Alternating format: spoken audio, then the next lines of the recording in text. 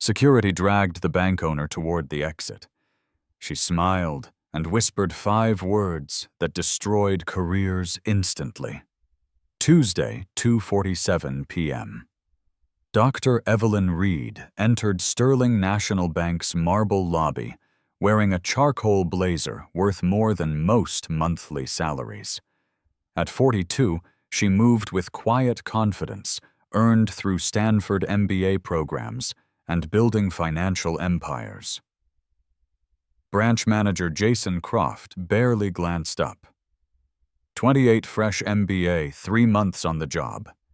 He saw a black woman and made instant assumptions. "Ma'am, this is a private institution. You can't just walk in here demanding things." Security stepped forward.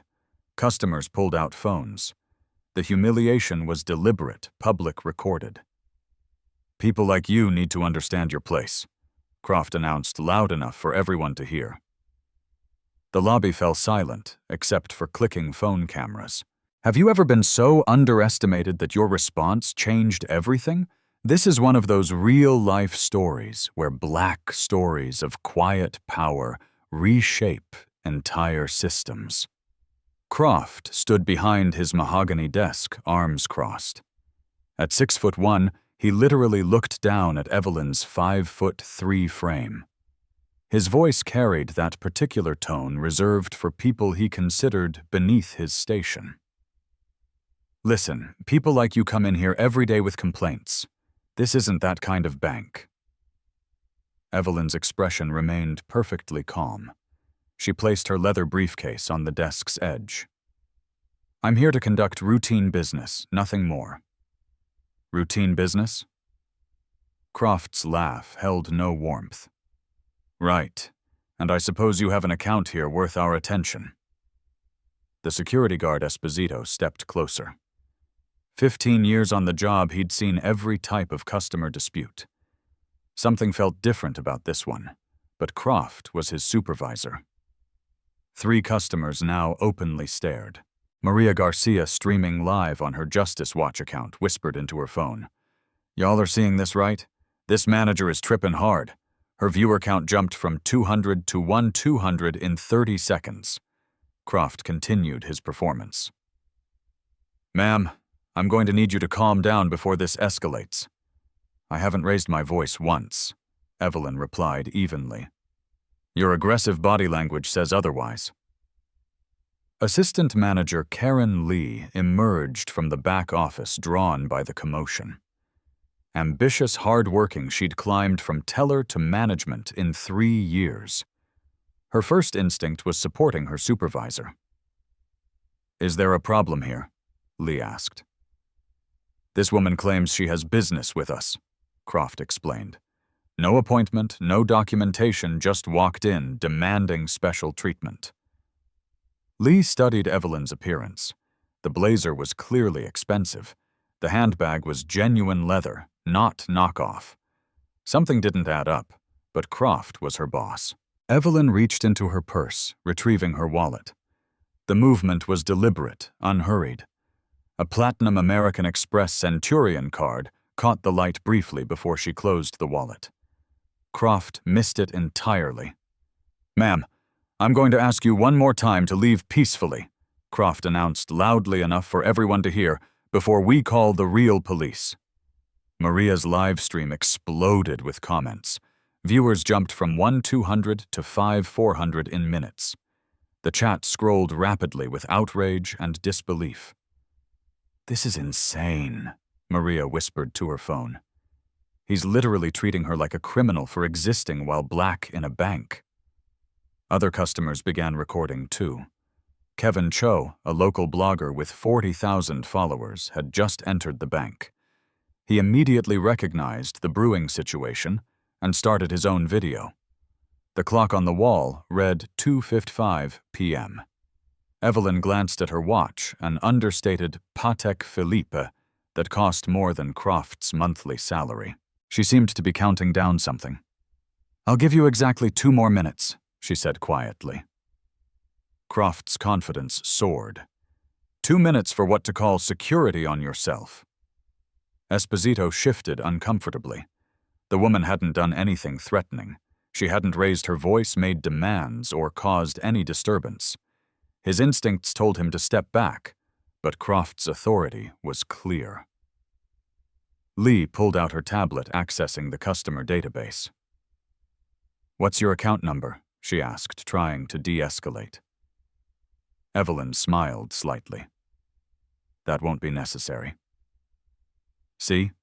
Croft turned to the growing crowd. "No account, no business here.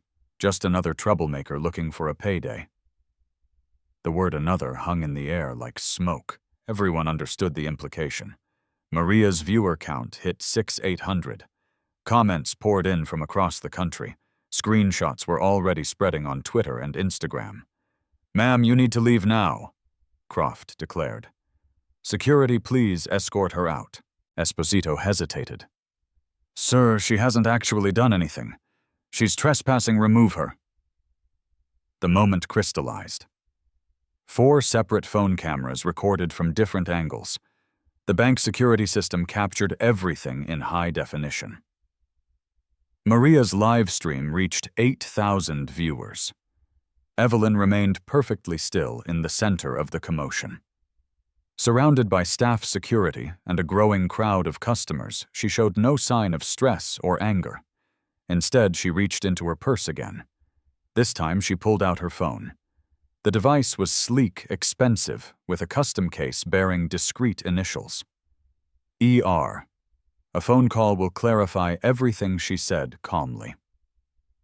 Croft's smug expression faltered slightly. Something in her tone suggested this wasn't an empty threat. Lee watched nervously as Evelyn scrolled through her contacts. The name she selected wasn't visible to anyone else. The phone rang once. Robert Evelyn's voice was quiet, but carried absolute authority. "Code 7, Protocol. Sterling National, Downtown Branch. Immediately." She ended the call after 15 seconds. Croft laughed nervously. "Who exactly did you just call your lawyer?" Evelyn slipped the phone back into her purse. "Someone who actually works here." The clock showed 2:58 p.m. Outside the bank's floor-to-ceiling windows, downtown traffic continued its usual Tuesday rhythm. Inside, tension built like pressure in a sealed container. Croft looked around the room, suddenly aware that dozens of people were recording. His confidence wavered as he realized this incident was already viral.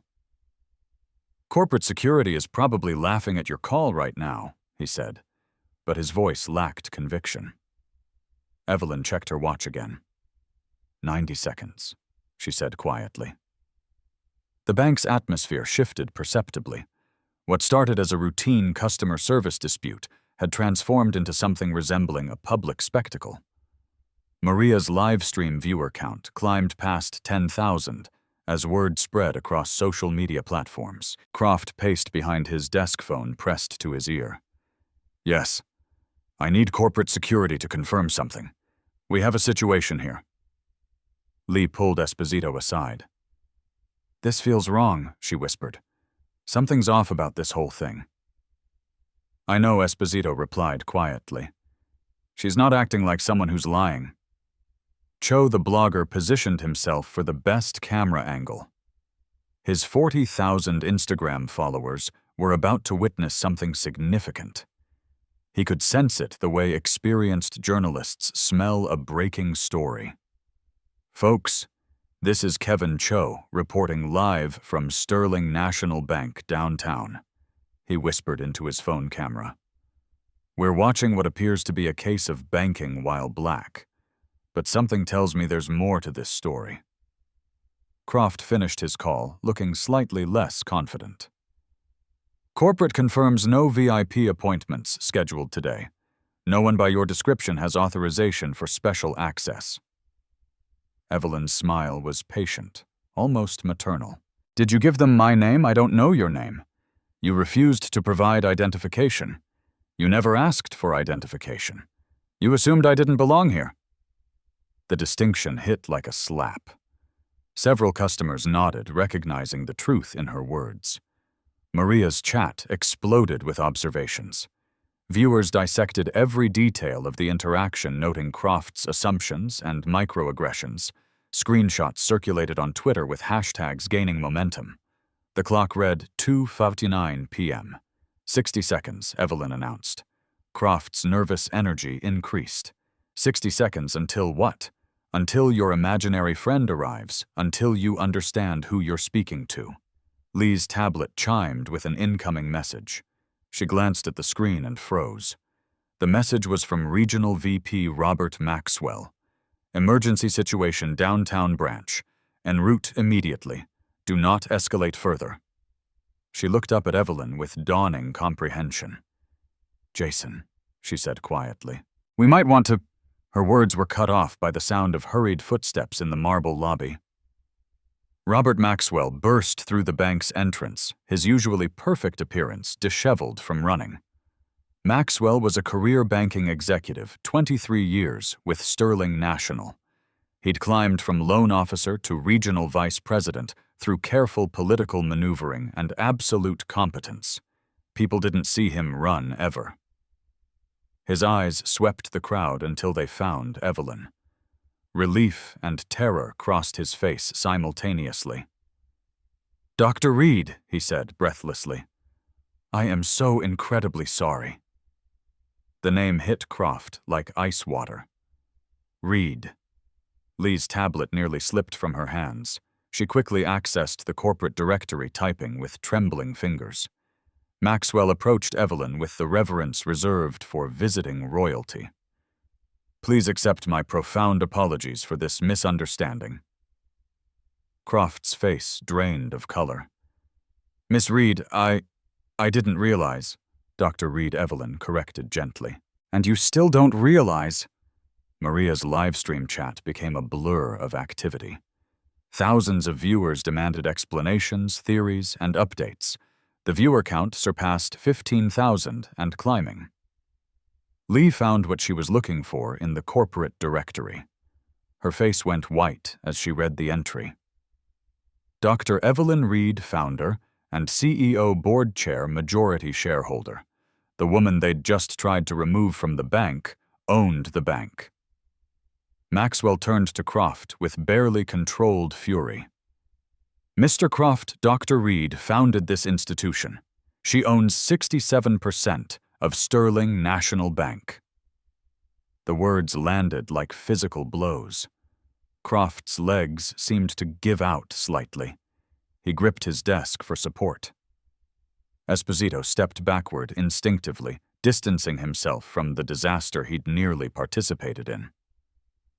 There's a board meeting in 2 minutes, Evelyn said calmly. I suggest you attend. Cho's camera captured every moment.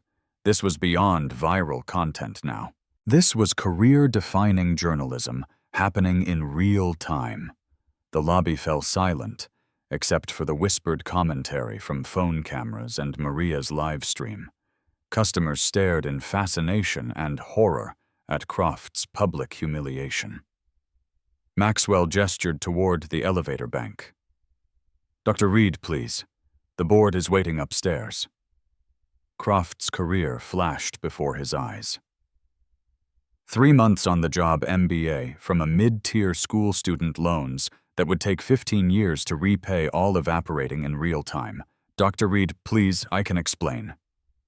There's nothing to explain, Evelyn interrupted. Your actions speak clearly.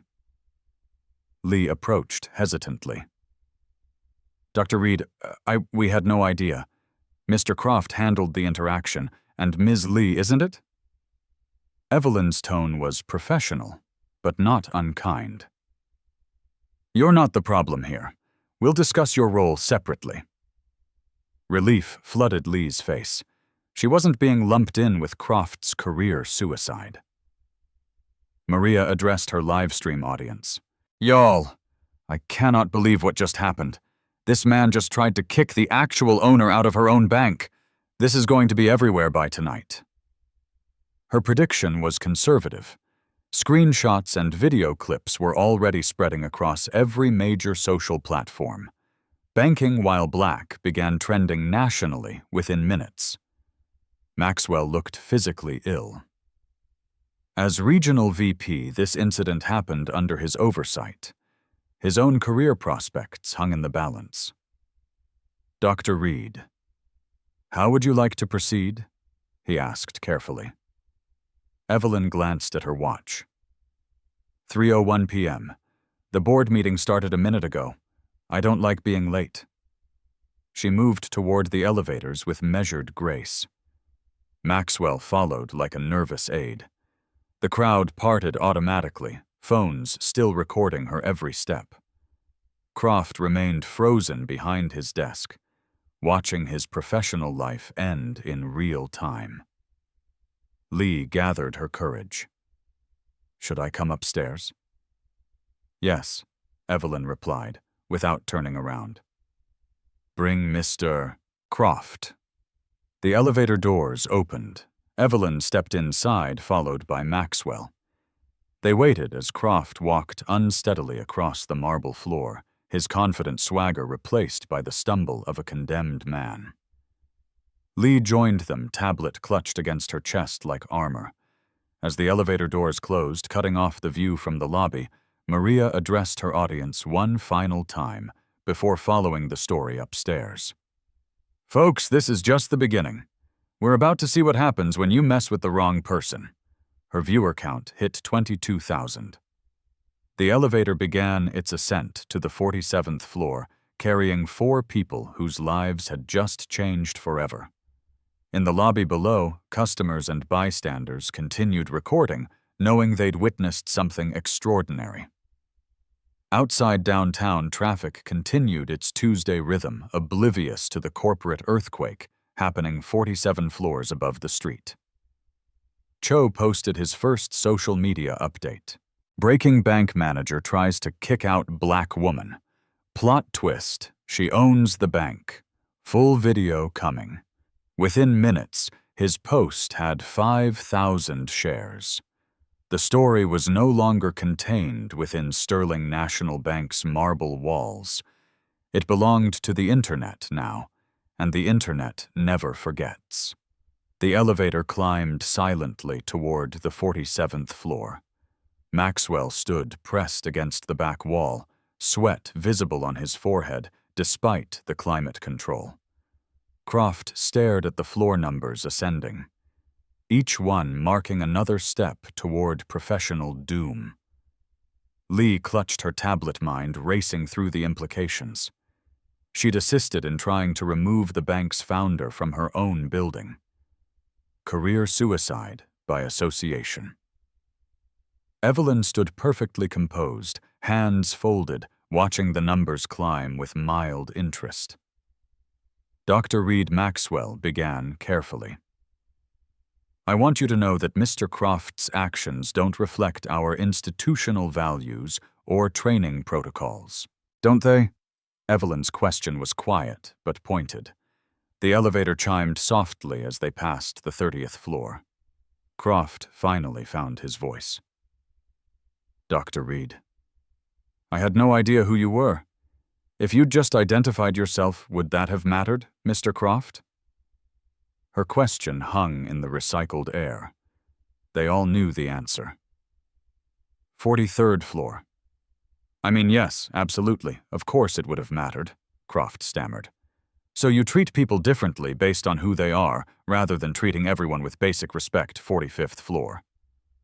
Maxwell watched this masterclass in executive interrogation with horrified fascination. Dr. Reed wasn't raising her voice or making threats. She was simply asking questions that dismantled Croft's position with surgical precision. 46th floor. That's not what I meant, Croft protested weakly. Then what did you mean 47th floor? The elevator doors opened to reveal Sterling National's executive level. Floor-to-ceiling windows offered panoramic views of the city.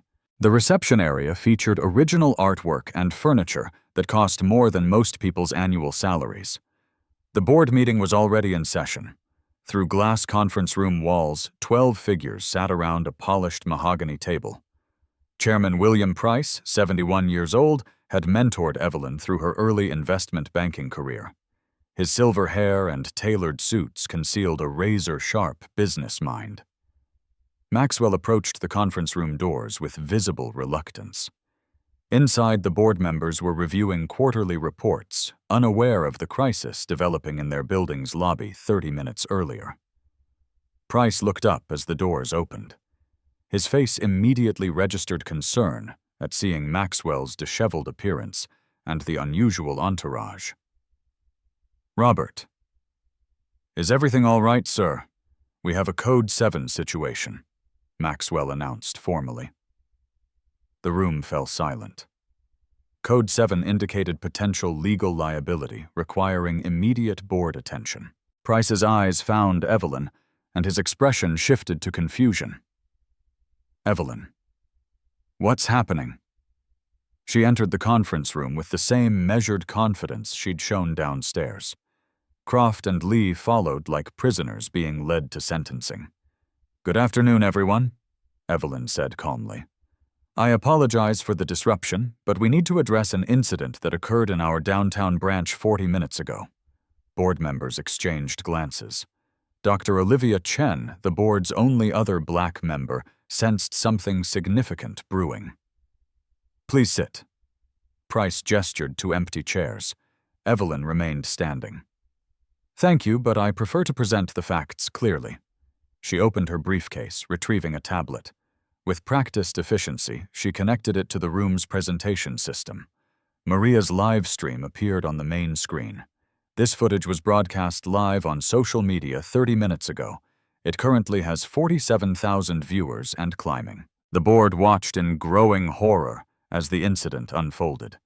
Croft's voice filled the conference room. "People like you come in here every day with complaints." Board member Peter Schmidt visibly cringed. "Oh my God," the footage continued. Croft's dismissive attitude, his assumptions, his escalating hostility toward a customer who'd done nothing wrong. When Maxwell burst into the frame calling her Dr. Reed, several board members gasped. "Jesus Christ," Price muttered. The video paused at the moment Croft's face showed recognition and terror. "This incident was witnessed by approximately 200 people in our lobby," Evelyn continued. "It was live-streamed to over 50,000 viewers across multiple platforms. Screenshots are currently trending on Twitter, Instagram, and TikTok." She clicked to the next slide, showing social media analytics in real time. Banking.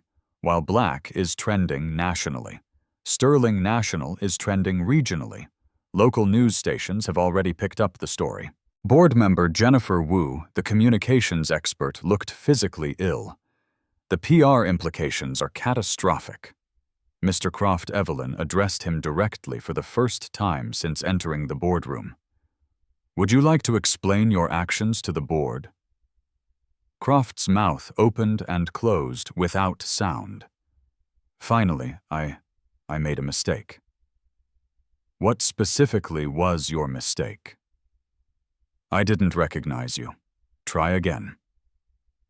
The room waited. Croft's career hung on his next words. I made assumptions based on he couldn't finish the sentence, based on what Mr. Croft Price leaned forward. 23 years of banking experience told him this conversation was being recorded for legal purposes. I made assumptions about who belonged in our bank. Croft finally admitted. The confession hung in the air like a toxic cloud. Dr. Chen spoke first. "Mr. Croft, are you saying you determined Dr. Reed didn't belong in our bank based on her race? I know that's not... I mean, it's a simple yes or no question." Croft's career ended in that moment of silence. Evelyn clicked to the next slide. "Our corporate charter, which I personally drafted, contains explicit anti-discrimination clauses. Policy 847 establishes zero tolerance for bias-based customer service." She clicked again. "The legal implications are significant. Mr. Croft's actions exposed Sterling National to potential civil rights violations, discrimination lawsuits, and federal banking regulation violations." General Counsel Thomas Wright took notes frantically. The legal exposure was enormous. However, Evelyn continued, "I'm not here to destroy careers or seek monetary damages." Relief flickered across several faces. "I'm here to ensure this never happens again." She clicked to a new slide showing policy proposals. "I'm proposing comprehensive reforms, mandatory bias training for all customer-facing employees, monthly diversity audits for all branches, customer interaction monitoring systems with bias flagging capabilities." Board member Schmidt raised his hand. "What about Mr. Croft?" Evelyn looked at Croft directly. "Mr. Croft has a choice. Immediate resignation with standard severance or termination for cause with no benefits." Croft's shoulders slumped. "I'll resign." Ms. Lee Evelyn continued, "Your response to the situation shows you can learn from this experience. You'll receive bias training and a 6-month probationary period." Lee nodded gratefully. "Thank you, Dr. Reed." Price cleared his throat. "Evelyn, what do you need from us?" "Full board approval for the policy changes implementation within 30 days, and a public statement reaffirming our commitment to serving all customers equally." The board voted unanimously. As members began filing out discussing implementation details, Croft approached Evelyn one final time. "Dr. Reed, I'm sorry, I really am." She studied his face for a moment. "Mr. Croft, I believe you're sorry you got caught. Whether you're sorry for your actions remains to be seen." Croft left the conference room a broken man. Maxwell lingered behind. "Dr. Reed, I take full responsibility for inadequate oversight. Robert, this isn't about you, but use this as a learning experience. Our managers need better training in unconscious bias recognition. Absolutely, I'll personally oversee the implementation." As the boardroom emptied, Price approached Evelyn. 47,000 viewers. Last I checked, yes. This could have been a disaster. Instead, it's an opportunity. We're going to become the banking industry leader in bias prevention." Price smiled slightly. "You always were 3 steps ahead of everyone else." Outside the conference room windows, the city continued its Tuesday rhythm. But inside Sterling National Bank, everything had changed. The incident that began with assumptions and prejudice had transformed into systematic reform. Sometimes the most powerful response to discrimination isn't anger or litigation. Sometimes it's simply proving them wrong. The boardroom had emptied except for Price, Evelyn, and Maxwell. Through the floor-to-ceiling windows, late afternoon sunlight cast long shadows across downtown. The city looked peaceful from 47 floors up, oblivious to the corporate earthquake that had just reshaped Sterling National Bank. Price poured himself coffee from the executive service station. His hands were steadier now, but the incident's implications weighed heavily on his experienced shoulders. 67% controlling interest, he said quietly. "Sometimes I forget you literally own this place." Evelyn smiled slightly. "Most people do. That's usually fine. But not today. Not today." Maxwell checked his tablet, monitoring the social media storm developing around the incident. "Dr. Reed, the footage has reached 120,000 views. CNN's business desk just called our communications department." Evelyn wasn't surprised. Expected timeline for national news coverage: 6 hours, maybe less. The story has everything networks love. Clear, villain, shocking reversal, social justice angle. Price set down his coffee cup. "Talk to me about exposure. What are we looking at legally?" Evelyn pulled up financial projections on the main screen. Her preparation was thorough, as always. Potential civil rights lawsuit exposure. $12 million in damages plus legal fees. Federal banking discrimination investigation could trigger comprehensive audits costing another $8 million. Reputation damage to our brand value is harder to quantify, but comparable incidents have cost competitors 15 to 20% of their customer base. The numbers sobered everyone in the room. However, she continued proactive reform implementation reduces legal exposure significantly. Public commitment to change documented policy improvements and transparent accountability measures typically result in settlements under $2 million. Maxwell looked up from his tablet. You've already calculated the cost-benefit analysis. I calculated it while riding the elevator upstairs. Price laughed despite the circumstances. 15 years I've watched you work, and you still amaze me. Evelyn clicked to the next slide, showing detailed reform proposals. The Reed Protocol. Yes, I'm naming it after myself. Addresses unconscious bias at every customer interaction level. Initial implementation cost $4.7 million. Annual maintenance cost $2.1 million. She paused, letting the numbers sink in. Current quarterly revenue, $847 million. These reforms represent less than 1% of annual income while preventing potentially catastrophic legal and reputation costs. Maxwell was taking notes rapidly. Implementation timeline. 30 days for policy changes, 60 days for technology deployment, 90 days for comprehensive staff training, full audit and compliance review after 6 months. Price studied the projections carefully. ROI projections improved customer satisfaction, typically increases account retention by 12%. Positive publicity from leading industry reform efforts could increase new account acquisition by 18%. Conservative estimate additional revenue of $62 million annually. The business case was overwhelming. There's more. Evelyn continued. She clicked to market analysis data. Our major competitors have faced similar discrimination incidents in the past 18 months.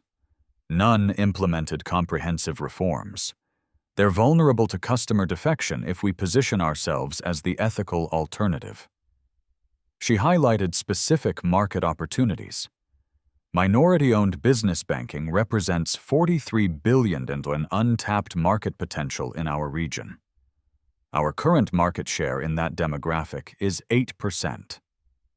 Industry-leading bias prevention could triple our market share within 2 years. Maxwell whistled softly at the numbers. But this isn't just about money, Evelyn emphasized.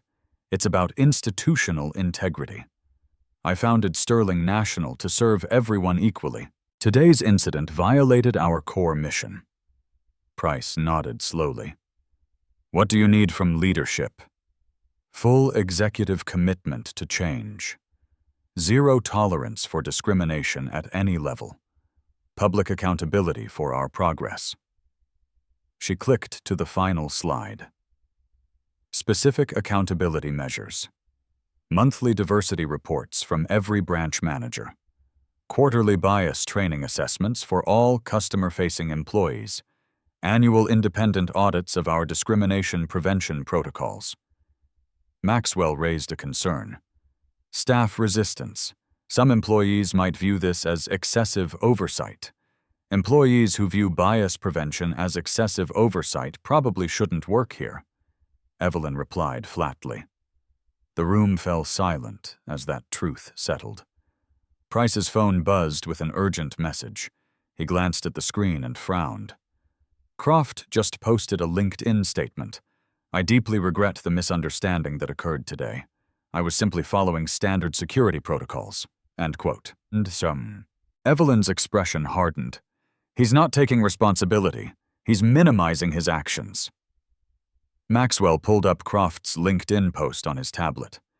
He's calling it a misunderstanding and claiming he followed protocols. Screenshot that Evelyn instructed. His failure to accept responsibility demonstrates exactly why systematic change is necessary.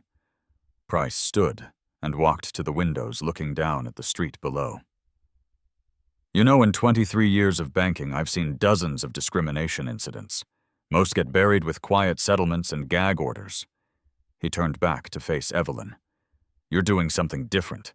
You're making this public and using it to force industry-wide change, because quiet settlements don't prevent the next incident. They just hide the problem." Maxwell's tablet chimed with another alert. "Dr. Reed, the local NAACP chapter wants to meet with you. They're offering to endorse our reform efforts publicly. Schedule it. Community partnership will be crucial for credibility." Price returned to the table. Timeline for public announcement. Tomorrow morning, full press conference announcing the Reed Protocol implementation. We control the narrative by being proactive instead of reactive. She began packing her materials with the same efficiency she'd shown throughout the crisis. "Media strategy," Maxwell asked. "Complete transparency. We acknowledge the incident, take responsibility for institutional failures, and present comprehensive solutions. No defensiveness, no minimizing, no blame shifting." Price smiled grimly. The opposite of Croft's approach. "Exactly." Evelyn's phone buzzed with a message from her assistant. She glanced at it and nodded. "The mayor's office wants to discuss making Sterling National the official banking partner for the city's Minority Business Development Initiative." Maxwell looked impressed. "You've turned a PR disaster into a business opportunity. I've turned a teaching moment into systematic change.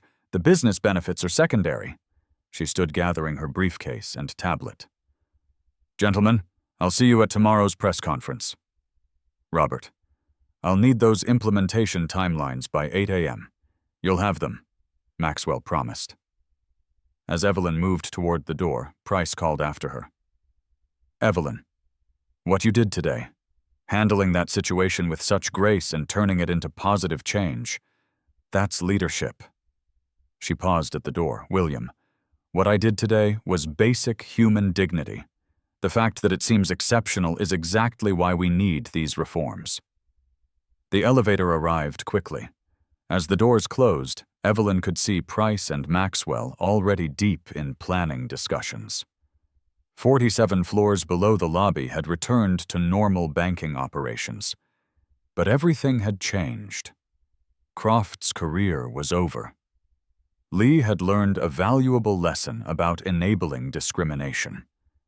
Maxwell faced the biggest professional challenge of his career. The entire institution was about to undergo unprecedented transformation, and in a few hours, the story would be national news.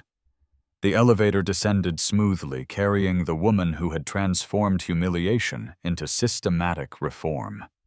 Outside the bank's glass facade, Tuesday afternoon traffic continued its usual rhythm. But inside Sterling National Bank, history had just been made. Sometimes the most powerful response to being underestimated is simply proving them wrong. Sometimes changing the world starts with changing one institution. Sometimes the best revenge is massive success paired with meaningful reform. The elevator reached the lobby level. The doors opened to reveal a space that looked exactly the same as it had 2 hours earlier, but appearances could be deceiving. Everything had changed. 6 weeks later, Sterling National Bank's downtown branch hummed with a different energy. The same marble floors reflected the same chandelier light, but everything else had transformed. Isabella Reyes, the new branch manager, reviewed morning reports at what used to be Croft's desk. Promoted from assistant manager at the suburban branch, she brought 15 years of banking experience and a reputation for inclusive customer service. The changes were immediately visible. Bias prevention posters lined the walls. Digital monitors displayed the bank's anti-discrimination policy in English, Spanish, and Vietnamese. Customer service representatives wore badges reading "Respect for All." Lee approached Reyes's desk with her monthly diversity report. 6 weeks of intensive bias training had changed her perspective fundamentally. Monthly statistics, Lee announced. Customer satisfaction up 18%. Complaint reports down 63%. Employee confidence in handling discrimination situations up 41%. Reyes reviewed the numbers with satisfaction. Any concerning incidents? 2 minor situations, both handled appropriately using the new protocols. Full documentation filed with corporate. The Reed protocol had exceeded expectations. Every customer interaction was now guided by bias prevention principles. Monthly training sessions kept discrimination awareness sharp. Anonymous reporting systems encouraged staff to identify problematic behavior before it escalated. Esposito. The security guard had become an unexpected advocate for the changes. His 15 years of experience made him a valuable trainer for new policies. "I've seen discrimination happen dozens of times," he told new employees during orientation. "The Reed protocol gives us tools to prevent it, instead of just reacting after damage is done." The technology implementation had been remarkably smooth. Customer interaction monitoring systems flagged potential bias incidents in real time. Managers received immediate alerts when conversations showed discriminatory patterns. Lee's tablet chimed with an alert now. A teller's interaction with an elderly Asian customer had triggered the bias detection algorithm. She reviewed the conversation transcript quickly. The teller had repeatedly asked the customer to speak more clearly, despite the customer's perfectly understandable English. "Coaching opportunity," Lee muttered, heading toward the teller stations. This was exactly what the system was designed to catch. Before the Reed protocol, such microaggressions would have gone unnoticed and uncorrected. 20 minutes later, the teller had received gentle correction, and the customer had received exceptional service. The incident became a learning moment rather than a lawsuit. Croft's replacement couldn't have been more different. Reyes treated every customer with identical respect, regardless of appearance, accent, or account balance. Her branch led the bank system in customer satisfaction scores. The public response had been overwhelmingly positive. Sterling National stock price had risen 12% since implementing the reforms. New account openings increased 31%, particularly among minority customers. Local business leader Kevin Cho published a follow-up article in Forbes titled, "How One CEO Turned Discrimination into Industry Leadership." The piece highlighted Sterling National as a case study in proactive bias prevention. Maria Garcia, the woman who live streamed the original incident, had become an unofficial spokesperson for the changes. Her follow-up videos documenting the bank's transformation earned millions of views. "Y'all, this is how you handle a situation," she told her expanded audience. "Not with lawsuits or boycotts, but with real change that helps everybody." The ripple effects extended far beyond Sterling National. 3 competitor banks had announced similar bias prevention initiatives. The American Banking Association requested Evelyn's reform framework as a model for industry-wide adoption. Federal banking regulators praised the proactive approach. Instead of facing investigation, Sterling National became a compliance model for other institutions. Croft's career trajectory had taken a predictable turn. After 3 weeks of unemployment, he'd found work at a small credit union in a different state. His LinkedIn profile no longer mentioned the Sterling National incident, but internet searches told the complete story. His replacement interview had been thorough. Reyes underwent extensive bias awareness testing before hiring. Her approach to customer service emphasized dignity and respect for all. "Every person who walks through our doors deserves our best service," became her signature phrase during staff meetings. The cultural transformation was measurable. Employee satisfaction surveys showed marked improvement. Staff reported feeling more confident in handling difficult situations. The bias reporting system had received 0 complaints about discrimination in 6 weeks. Community partnerships flourished. The local NAACP chapter endorsed Sterling National publicly. The Hispanic Chamber of Commerce moved their business banking relationship to the downtown branch. The mayor's Minority Business Development Initiative officially partnered with the bank. Evelyn's $5 million Minority Business Loan Fund had already approved funding for 12 startup companies. The initiative generated positive publicity while serving underrepresented entrepreneurs. Corporate headquarters tracked every metric obsessively.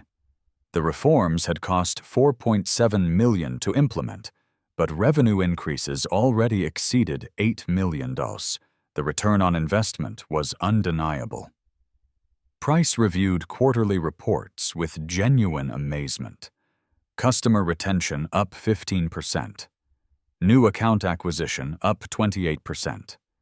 Employee turnover down 42%. The numbers told a story of institutional transformation that went beyond compliance. Sterling National had become the regional leader in inclusive banking.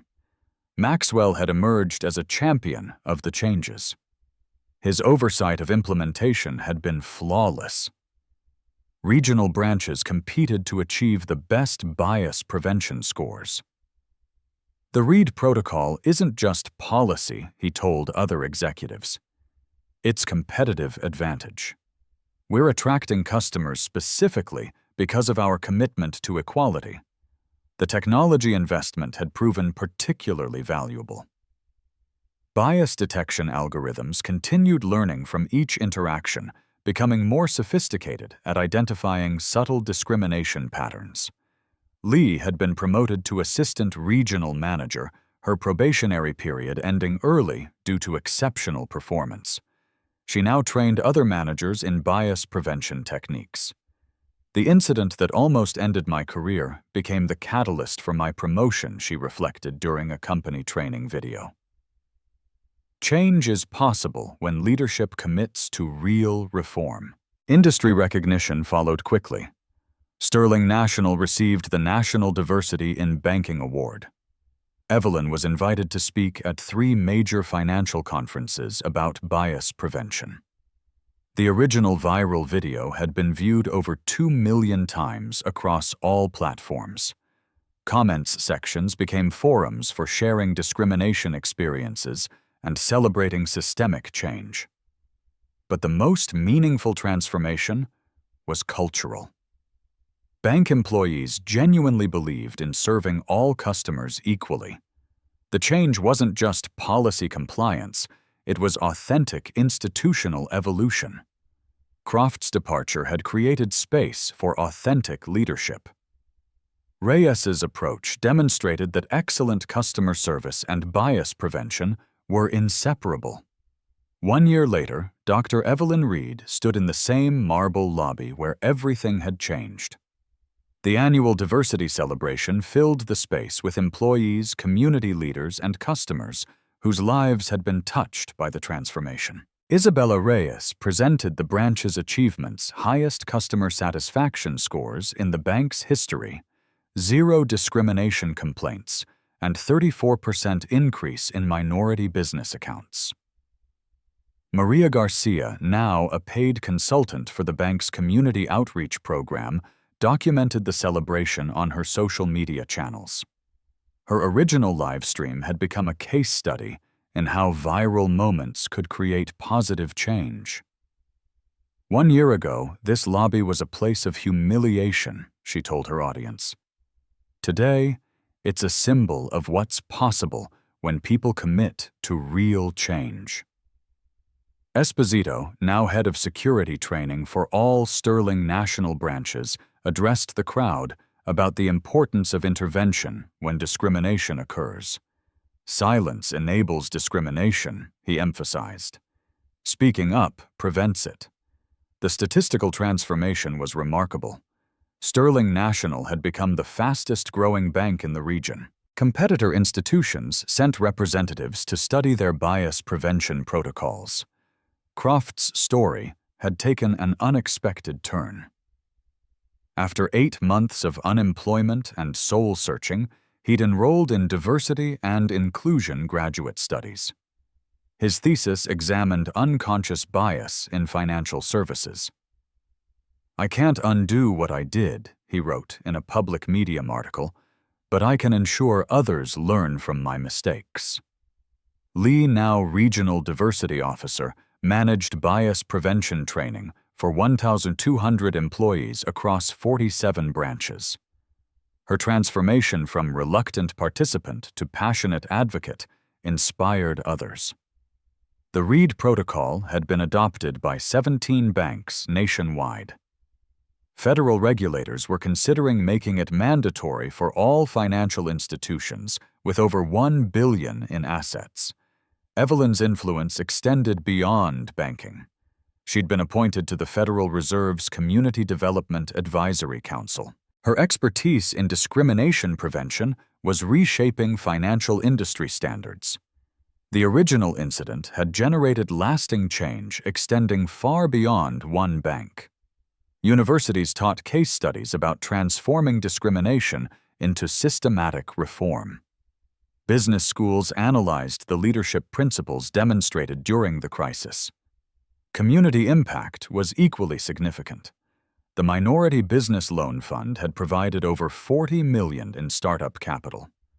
Unemployment in underserved neighborhoods had decreased measurably. Corporate partnerships had multiplied. Sterling National became the preferred banking partner for minority-owned businesses throughout the region. Account acquisition costs had dropped while customer lifetime value increased. The story continued, inspiring people worldwide. Translations appeared in 12 languages. International banking conferences featured presentations about the Reed Protocol's global applications. But the most meaningful change was cultural. Bank employees genuinely embraced inclusive service principles. Customers felt welcomed and respected regardless of their background or account balance. Young professionals, particularly women of color, viewed Sterling National as an employer of choice. Recruitment had never been easier. The incident that began with assumptions and prejudice had transformed into a model for institutional change. Discrimination had been met with dignity, wisdom, and systematic reform. These touching stories prove that Black stories of courage and intelligence can reshape entire industries. Life stories like Dr. Reed's demonstrate how real-life stories of resilience create lasting change. Your experiences matter. Share them in the comments below. Tell us about times when you've been underestimated or discriminated against. Your story could inspire the next positive transformation. Subscribe for more stories of people who turn challenges into opportunities for systemic change. Share this video with someone who needs to see that dignity and intelligence can overcome any prejudice. Together, we can create a world where everyone is treated with the respect they deserve.